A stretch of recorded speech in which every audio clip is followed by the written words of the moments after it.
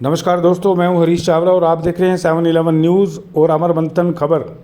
आपका हृदय का क्या हाल है? हृदय का स्टाइल कैसा होना चाहिए? जोखिम कम होना चाहिए या किस तरह सा आप अपने दिल को मजबूत बनाए रख सकते हैं? इसके लिए आज आपको ये खबर देखनी बहुत ज़रूरी है। उत्तम है रुस्तम, हिमालय की गोद से निकला रियल बासमती का असली स्वाद, खुशबू है प्रीमियम, क्वालिटी में है दम, क्योंकि उत्तम है रुस्तम।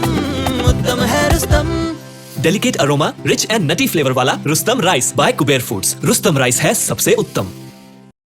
एक कार्डियोलॉजी के क्षेत्र में पिछले दशकों से भारी बदलाव आया है, जो हृदय रोगियों के लिए एक वरदान की तरह है। प्रसिद्ध हृदय रोग विशेषज्ञ डॉक्टर R.K. जायसवाल ने आज विश्व हृदय दिवस के मौके पर करनाल में एक पत्रकार वार्ता का आयोजन किया, जिसमें उन्होंने पत्रकारों से कहा कि हाल ही में दिल का दौरा पड़ने से 52 वर्षीय एक मरीज, जिसका दिल, दिमाग, लीवर और किडनी का एक बड़ा हिस्सा डैमेज हो गया था, या यूँ समझिए उसने काम करना बंद कर दिया था, को हृदय रोग के उपचार में आई नई तकनीक इमेला से उपचार कर उसे नया जीवन दान दिया गया।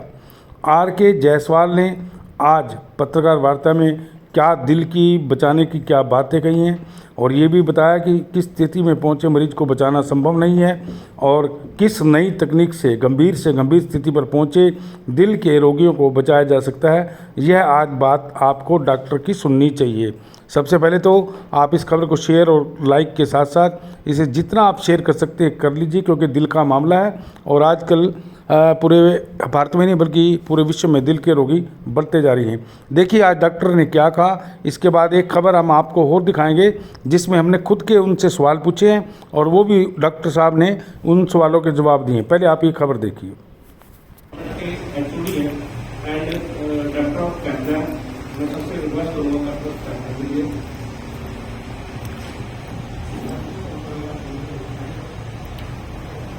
आज में पिछले 25 साल में जो एडवांसेस हुई हैं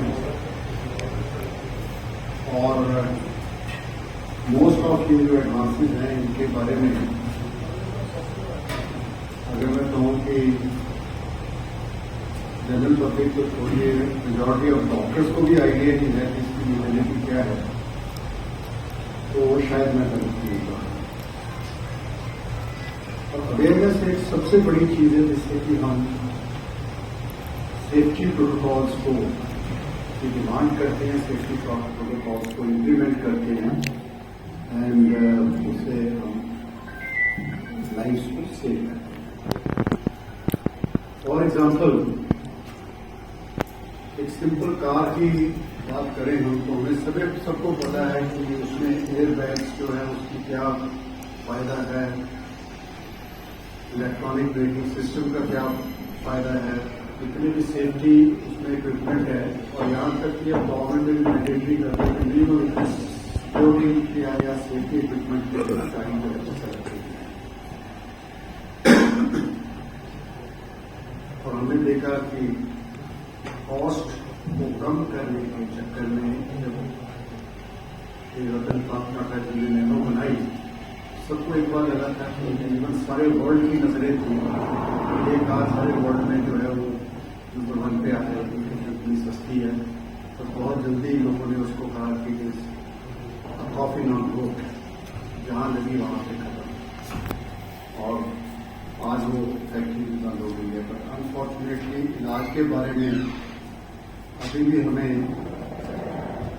कोई भी नॉलेज नहीं दी जाती कि सारी चीज़ों का जो डेवलपमेंट हुई है। आज से 25 साल पहले जो हम इंडिया में करते थे जो प्लास्टिक वो बिल्कुल डिफरेंट है compare to what we do today.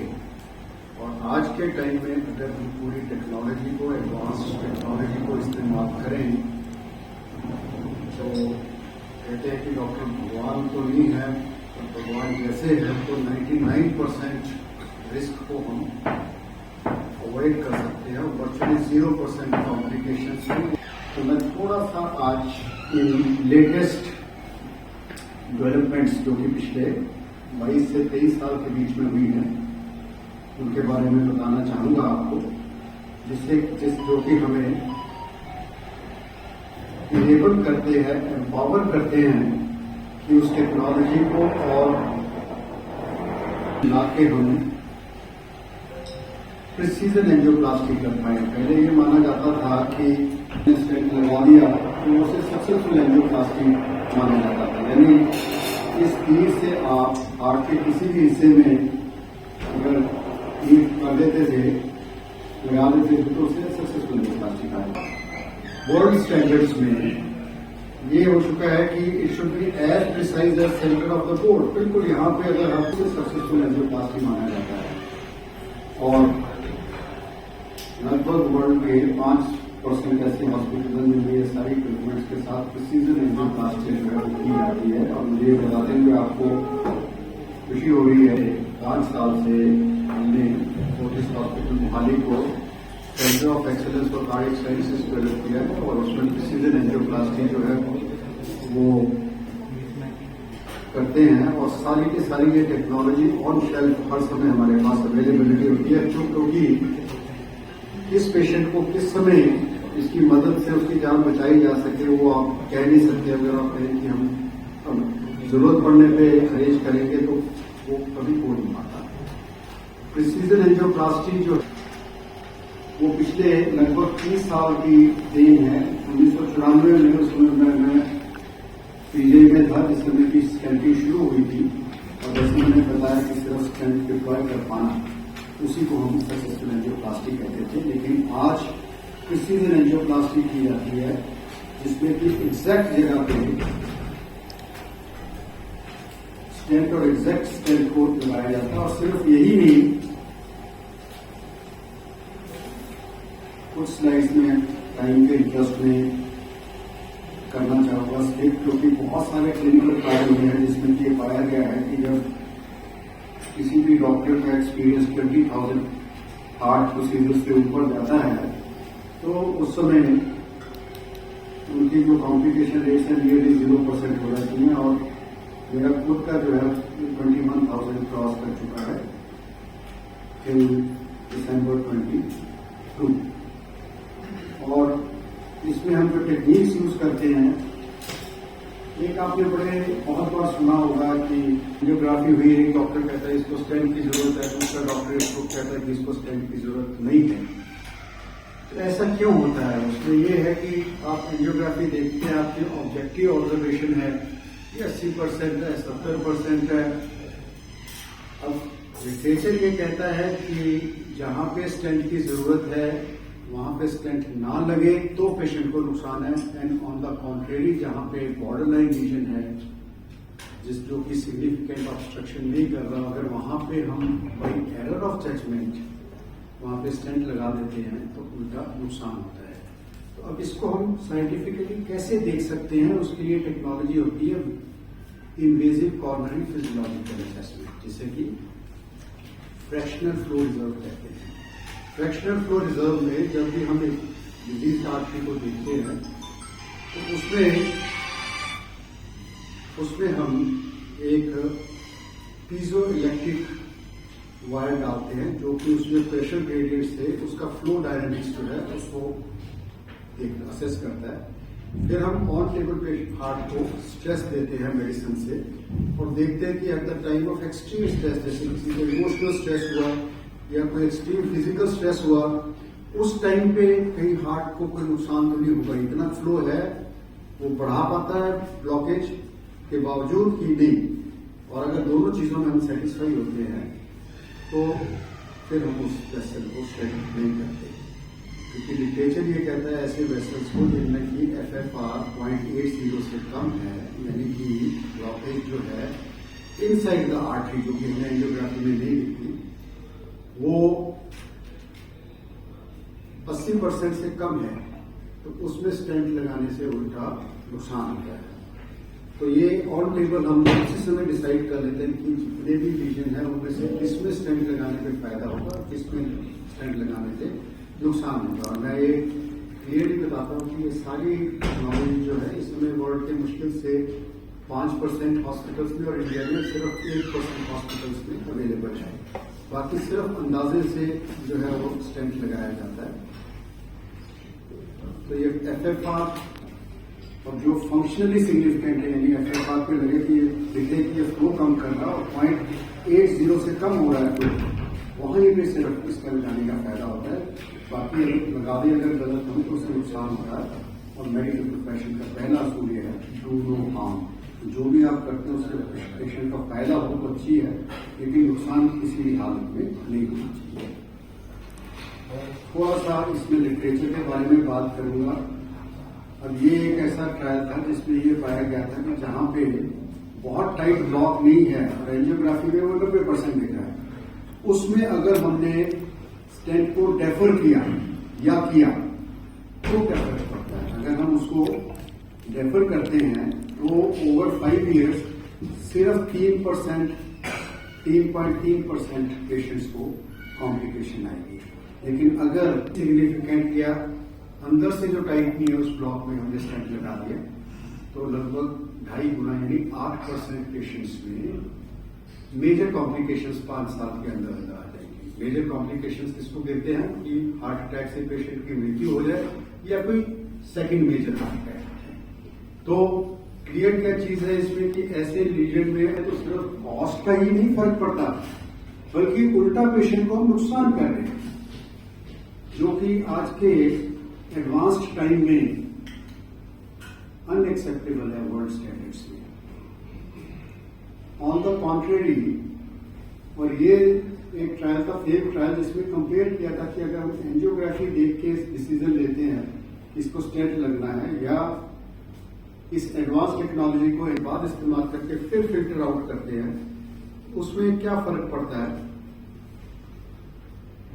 और ये फर्क पड़ता था कि 4.5% लोगों को मोर्टेलिटी से या डेथ से विद इन 2 ईयर्स बचाया जा सकता था अगर हम एंजियोग्राफी के बाद एफएफआर करते। और ये सिग्निफिकेंट डिफरेंस था सर्वाइवल में। सर्वाइवल भी सबसे इंपॉर्टेंट तो ये होता है कि आप हार्ट डिजीज से आपकी मौत ना हो, और अगर वो लगभग 8 से कम होकर 3.5 रह जाए, आधे से भी कम रह जाए टेक्नोलॉजी ऐड करने से, तो क्यों नहीं।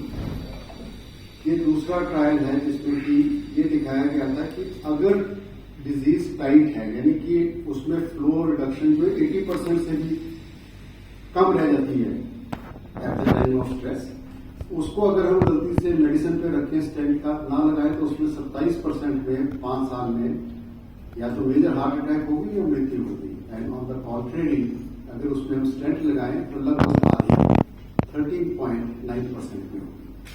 तो दूसरी तरफ ये भी एक्सट्रीम है कि जहां जो अंदर से रीजन टाइट है, मेजर आर्टरी में है, उन्हें डेफिनेटली स्टेंट करना। तो दोनों तरफ जो है गलती होने के चांसेस होते हैं, तो उस गलती को कि ह्यूमन आई पे ना डिपेंड करें हम, उसके लिए हमारे पास एक साइंटिफिक एविडेंस हो कि इस पेशेंट में फायदा होगा या नुकसान होगा।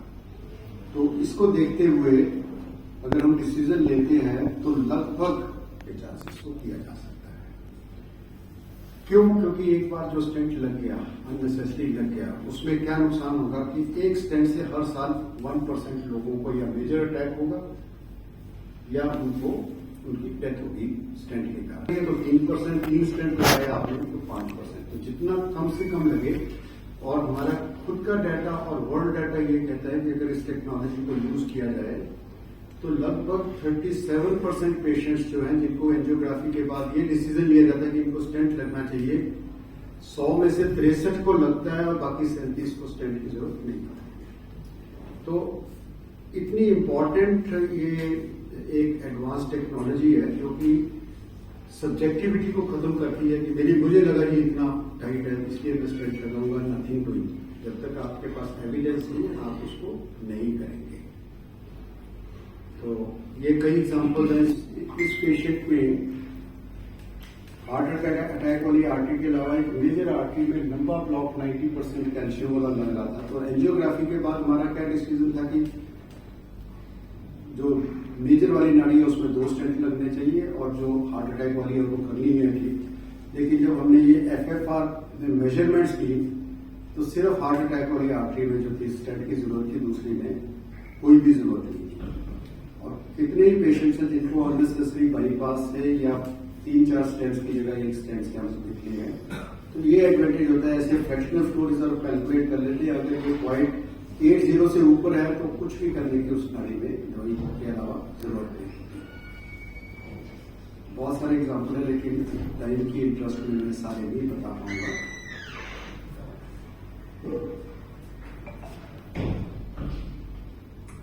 एक टाइम था जब हम कहते थे कि एंजियोग्राफी एक गोल्ड स्टैंडर्ड है, कि जो इसमें नजर आ गया उसके बाद कोई डाउट नहीं रह जाता। लेकिन एंजियोग्राफी अब बहुत पीछे रह गई है। अब हम हार्ट की नाड़ी के अंदर एक माइक्रोस्कोपिक कैमरा डाल के सारी की सारी नाड़ी को स्कैन करते हैं, कहाँ पे कितना कैल्शियम है, कितना फाइब्रोटिक टिश्यू है, कैसे उसको क्लीन करके उसके बाद प्रॉपर स्टेंट लगाना है और एग्जैक्ट कितनी लेंथ का स्टेंट लगाना है, एक मेजरमेंट हमें मिलती है। ऐसे अंदर की इमेज मिलती है। ये हार्ट अटैक का पेशेंट था जिसमें कि कहा था कि इसमें यहाँ से लेके यहाँ तक एक स्टेंट लगना है, लेकिन जब इसको स्कैन किया गया देखा गया कि सारे में ही इसमें कहीं पे नाड़ी फटी हुई है, कहीं पे ये इतनी टाइट पड़ी हुई है, इसमें जो है इतने सेगमेंट में अल्टीमेटली स्टेंट लगा और उससे इसको कॉम्प्लिकेशन कोई भी नहीं आई। जबकि अगर ये सारे लीजन मिस हो जाए जिसमें लिपिडिक पूल पड़ा है, या उसमें हमने बहुत बार सुना होगा आपने कि स्टेंट लगा, तीसरे दिन दोबारा हार्ट अटैक हो गया, दोबारा अटैक आ गया। वो इसीलिए आता है कि उसमें इम्परफेक्शंस होती हैं।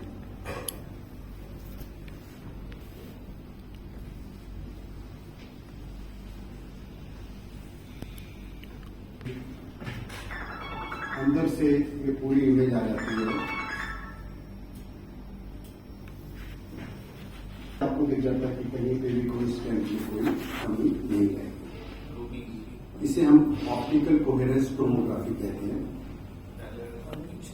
कई सारे इसके एग्जाम्पल हैं। एक आपने बड़ा कॉमनली सुना होगा, सेलिब्रिटी है, एक्सरसाइज कर रहा है, जिम में उसको अचानक अटैक हो गया, वो क्या होता है, कर देता है। तो ये चीजें जो है ओसीडी के बिना पता ही नहीं चल सकती कि किस क्या कारण क्या था हार्ट अटैक का, और ब्लाइंडली अगर उसको ट्रीट करें तो बहुत बार सुना होगा आपने, स्टेंट लगने के बाद रात को मृत्यु होगी। वही होता है कि जहाँ पे की इंडिकेशन नहीं थी और उसमें हमने उनका ब्लड थिनर देखे, क्योंकि नॉर्मली जो ब्लड से हार्ट अटैक होता है, अगर ये नाड़ी फटने से हुआ है तो ट्रीटमेंट इंटायरली डिफरेंट है।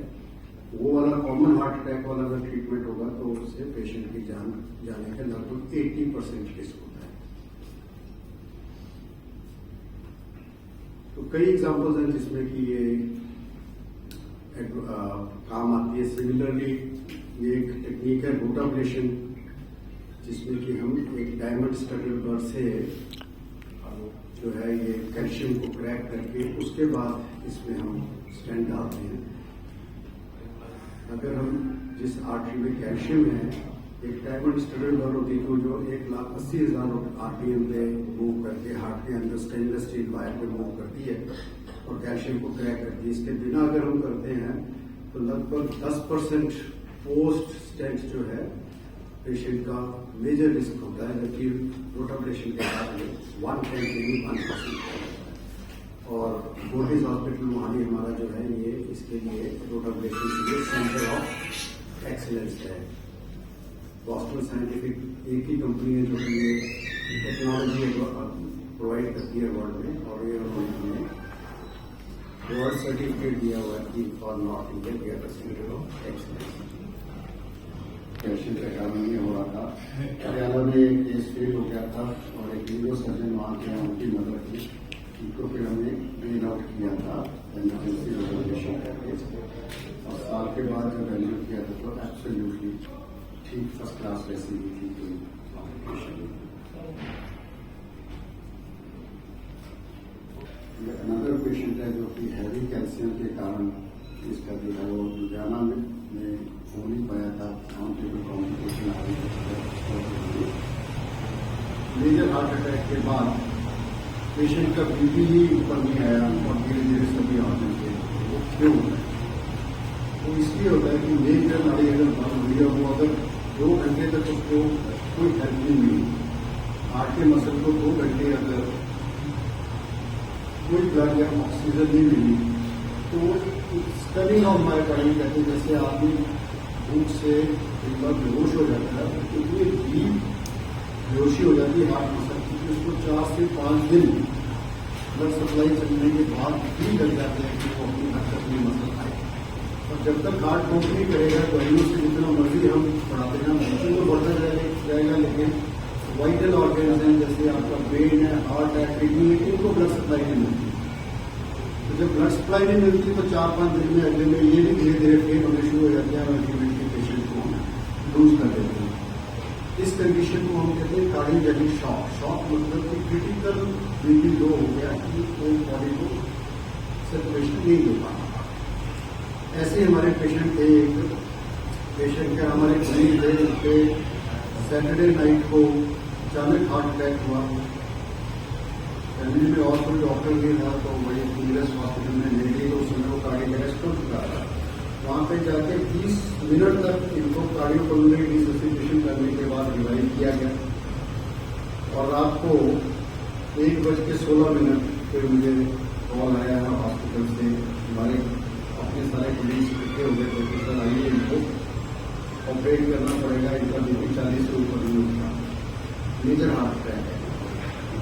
हमने इनको जब ऑपरेट किया तो बीपी तो हमारा जो है वो आ गया 100 नाड़ी खोलने के बाद इमीडिएटली, लेकिन पेशेंट के बाकी ऑर्गन के उनको प्रॉपर सर्कुलेशन जो है वो नहीं मिल रहा है। ये वाली मेजर आर्टरी बंद किया, इसको हमने खोल दिया। अब आप मैक्सिमम यही कर सकते हो कि पूरा क्लॉट निकाल दिया, फर्स्ट क्लास आर्टरी को चालू कर दिया। उसके बाद जब सप्लाई चालू होती है फिर होता है कि जिस पेशेंट को 4 घंटे से हार्ट बंद पड़ा था, इतनी मैसिव डैमेज हुई थी कि आर्टरी खोलने के बाद भी बीपी पर मैक्सिमम सपोर्ट पे 100 से ऊपर नहीं आ रहा था और किडनी फेल होती जा रही थी, लिवर फेल होते जा रहा था। एक और आर्टरी बंद पड़ी थी जिसमें कि पैरेलल हार्ट अटैक चल रहा था, ये वाली राइट वाली। अब क्या किया जाए? अगर हम उनको दवाइयों के सहारे या इनको अपनी ब्लड पंप पे छोड़ देते हैं तो कुछ भी नहीं बनना था। इसमें जो लेटेस्ट टेक्नोलॉजी है वो है आर्टिफिशियल हार्ट। हार्ट के अंदर हार्ट ये मशीन डाल देते हैं क्योंकि हार्ट का काम करना शुरू कर देती है और डिजीज हार्ट जो है उसको 10% से लोड रह जाता है, 90% लोड ये ले जाती है। इसमें एक मोटर पंप लगी होती है, जैसे हमारे घर में मोटर लगती है, यहाँ से वो ब्लड उठा के नई सर्कुलेशन में डालता 2.5 लीटर पर मिनट। टोटल रिक्वायरमेंट होती है हमारी लगभग 3.5 लीटर पर स्क्वायर मीटर। तो लगभग 10% जगह पूरी कर देता है। उससे फायदा क्या होता है कि एक तो है डिस्पाइट डिजीज हार्ट सारे ऑर्गन्स को ब्लड सप्लाई की डिलीज हो जाती है, किडनी प्रोटेक्ट हो जाती है, लिवर ब्रेन सब कुछ बढ़ जाता है और हार्ट को भी रिकवर होने का मौका मिलता है। तो 6 दिन की सपोर्ट के बाद उनको हमने जो है वो आर्टिफिशियल हार्ट जो उसको फिर विड्रॉ किया और उसके बाद उस समय तक इनकी किडनी और हार्ट बिल्कुल नॉर्मल हो चुके थे, डायलिसिस खत्म हो चुका था, ब्रेन में सीजर्स आ रहे थे और बाकी ब्रेन के फंक्शन ठीक हो चुके थे। हार्ट पूरा रिकवर कर चुका था, लाइक नॉर्मल हार्ट बिल्कुल नॉर्मल हो चुका था। अनदर 15 डेज के स्ट्रगल के बाद जो है वो ब्रेन भी रिकवर कर गया। और साइंस को फेल करने वाली बात कर सकते हैं कि मेडिकल साइंस में ये कहा जाता है कि अगर 3 मिनट ब्रेन को ब्लड न मिले तो वेजिटेटिव हो जाता है पेशेंट, परमानेंट कोमा में चला जाता है। लेकिन अगर दोबारा उसको प्रॉपर सर्कुलेशन चालू हो जाए, सिर्फ ये नहीं कि थोड़ा सा ब्लड चालू कर दिया, कैसे रिकवर करता है ये हमने इंटरनेशनल लेवल में ये केस प्रेजेंट किया है। तो आपको ये हैरानी होगी कि विद इन 3 मंथ्स ये OD में वापस फिर डॉक्टर इंटेलिजेंस है, सब कुछ कोई बात बता देते, नॉट जस्ट बेसिक फंक्शंस। तो इतना इस मशीन का जो है, और अनफॉर्चुनेटली हमारी ऑब्जर्वेशन ये है और ICMR का डाटा ये कहता है कि इंडिया में मेजर हार्ट अटैक के बाद लगभग 25% लोग जो कार्डियोजेनिक शॉक में होते हैं। Over period of time despite successful angioplasty उनकी मौत हो जाती है क्योंकि उनको मैकेनिकल सपोर्ट हार्ट को नहीं मिलती या आर्टिफिशियल हार्ट से उनको सपोर्ट मिलता है। तो ये जो है ये डिफाइनिंग मूवमेंट्स हैं इंटरनेशनल कार्डियोलॉजी में, इसमें हमारे पास हर चीज़ का जवाब है। जब मैं एमडी कर रहा था 1984-85 में, उस समय हार्ट अटैक का इलाज था इंजेक्शन मॉर्फिन, इंजेक्शन करके दी, क्योंकि सारे वर्ल्ड में मेडिकल में जो है वो हार्ट का इवन दवाई भी कोई नहीं, जो स्ट्रेस ब्लॉक बस्टर्स भी जो है आपके 1986 में आए हैं, और उसमें ये माना जाता था कि पहले हार्ट अटैक हुए डिफरेंट कंट्रीज में 50 से लेके 85% तक लोगों की पहले हार्ट अटैक हुई है। और आज अगर हम ये सारी टेक्नोलॉजी की मदद से हार्ट अटैक को ट्रीट करते हैं तो 99% लोगों को फर्स्ट हार्ट अटैक से सबसे बड़ा एडवांटेज ये होता है कि जो बचते हैं हार्ट अटैक के बाद उनमें भी हार्ट का फंक्शन नॉर्मल हो जाता है, क्योंकि उनको सपोर्ट मिल गई है उस मेडिकल सिस्टम की हार्ट को मदद की। इससे रिलेटेड जो भी आपकी क्वेरीज हो